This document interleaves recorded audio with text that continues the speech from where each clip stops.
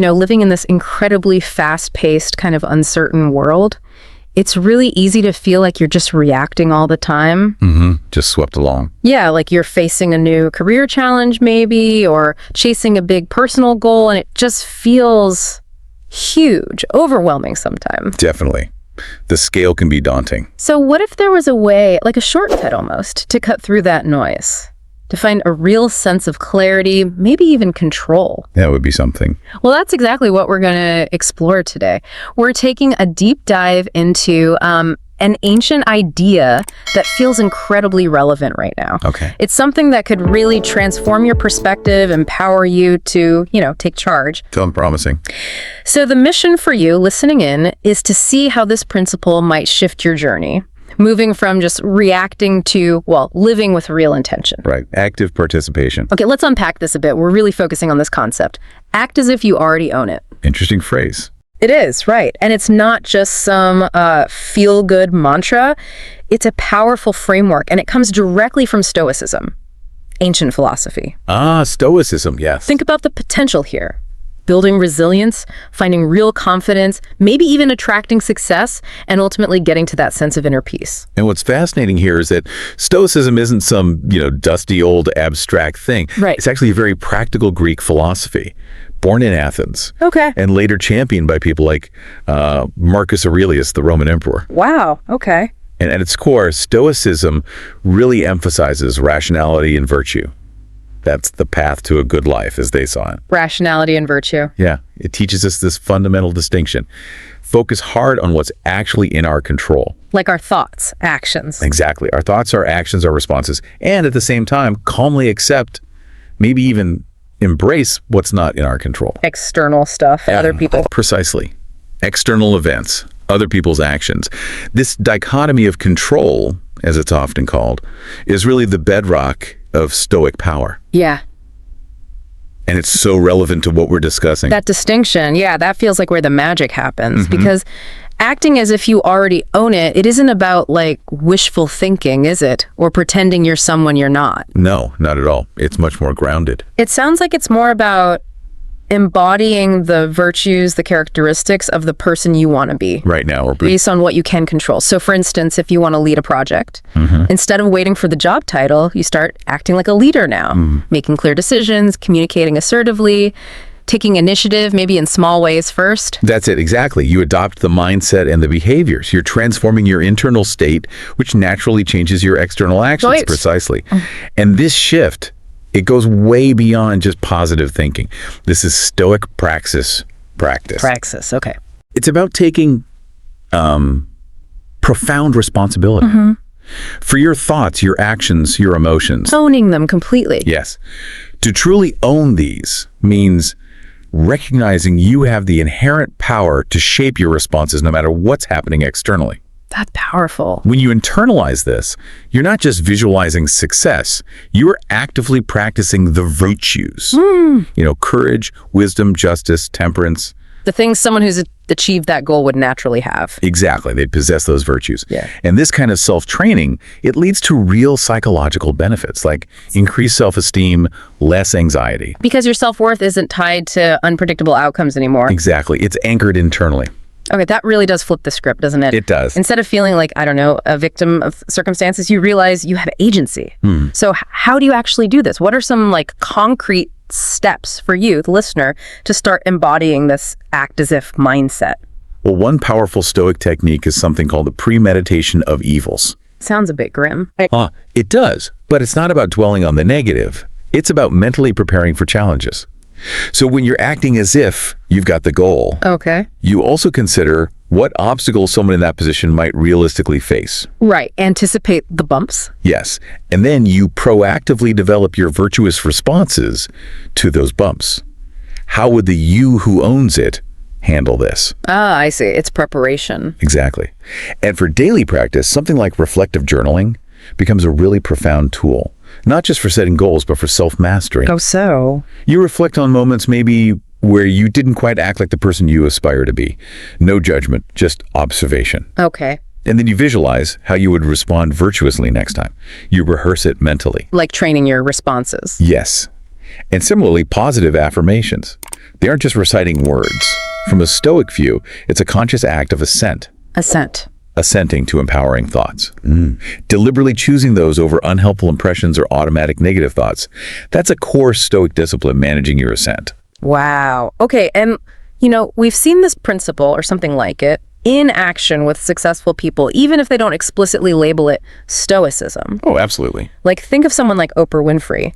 She often talks about visualizing success, taking ownership of her journey. Very much so. And a key Stoic parallel there seems to be her emphasis on her response to adversity. She talks about reframing setbacks. Yes, seeing them not as failures, but as opportunities for growth. That's a direct echo of Stoic acceptance, accepting what you can't control and focusing intensely on your internal choices, your response. And this mindset isn't just for famous people, right? Like in the workplace. Definitely not.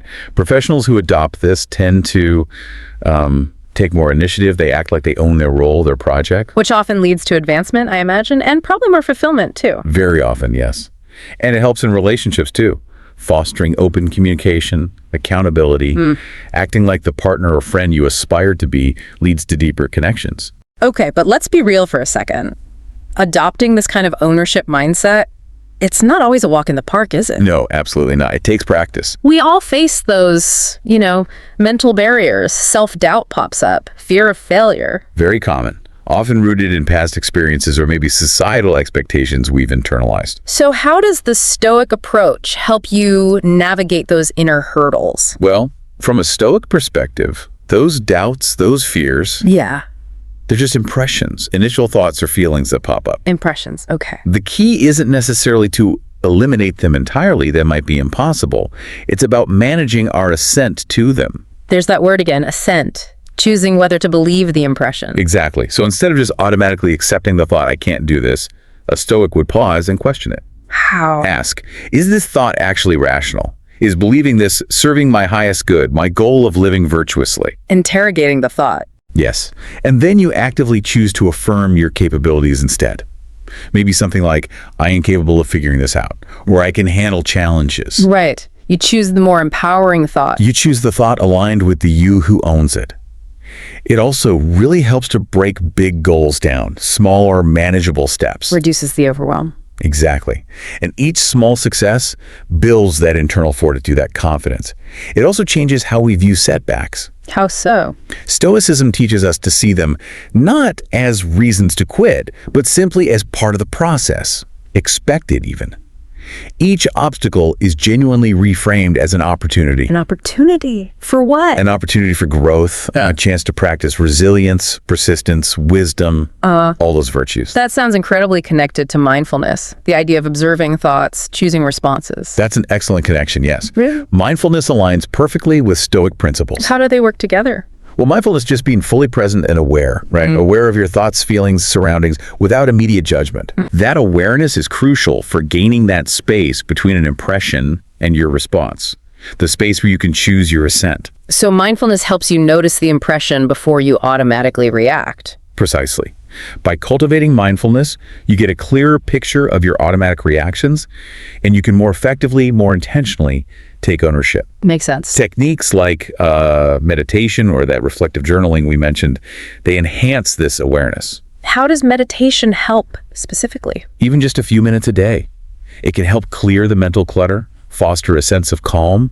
It gives you the clarity you need to make those intentional Stoic choices instead of being driven by impulse or fear. So being present really empowers you to shape your reality. It truly does. Yeah. It's the foundation for applying these ideas effectively. And it feels like it's not just about what's going on inside your own head either. Your environment, the people around you, that must play a role too. Oh, absolutely. A huge role. Surrounding yourself with supportive people and positive resources is really crucial for fostering and sustaining this mindset of ownership. So choosing your company wisely. Yes. Seek out mentors, maybe, people who already embody the virtues you admire. Find communities, online or offline, that encourage your aspirations. Why is that so important?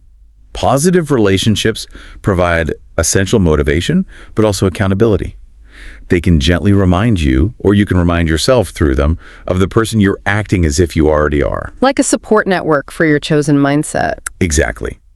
And just as important is limiting exposure to negative influences, things that drain your energy or, crucially, reinforce those unhelpful impressions we talked about. Like curating your social media feed, maybe. That's a great practical example, filled with uplifting, inspiring content that aligns with your goals, rather than things that trigger comparison or doubt. By intentionally building this supportive ecosystem, You empower yourself. you empower yourself to really take ownership and sustain the practice, especially when things get tough. Okay, let's try and bring this all back. Full circle, really. Back to that core idea, the transformative power of acting as if you already own your life, own your goals. Let's synthesize. So, what does this all really mean for you, the listener?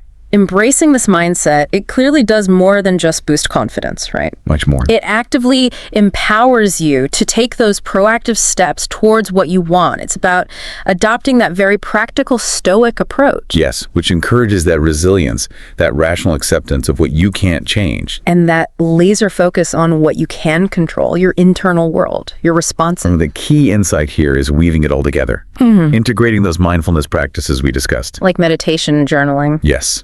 And consciously curating that supportive environment around you. Those things significantly boost your ability to actually live this ownership day to day. Makes it stick. It does. And remember, what's really fascinating here is taking that profound responsibility for your thoughts and actions. That's the ultimate key. The key to what? To transforming challenges into genuine opportunities. To truly shaping your own experience of life. So as you reflect on your own journey now, maybe consider one specific area. An area in your life where you feel perhaps a lack of control. Pinpoint one thing. And then ask yourself this. What would the you who already owns this challenge, the you who has mastered this skill or achieved this goal, what would that version of you do? Or even just think right now in this moment. The powerful, reflective question. Yeah. And just remember, the path to, profound personal growth, it starts not just with believing in your potential. Believing is important, but by acting in alignment with that potential you envision. Start today, even in a small way, and just watch how your life begins to transform, really from the inside out.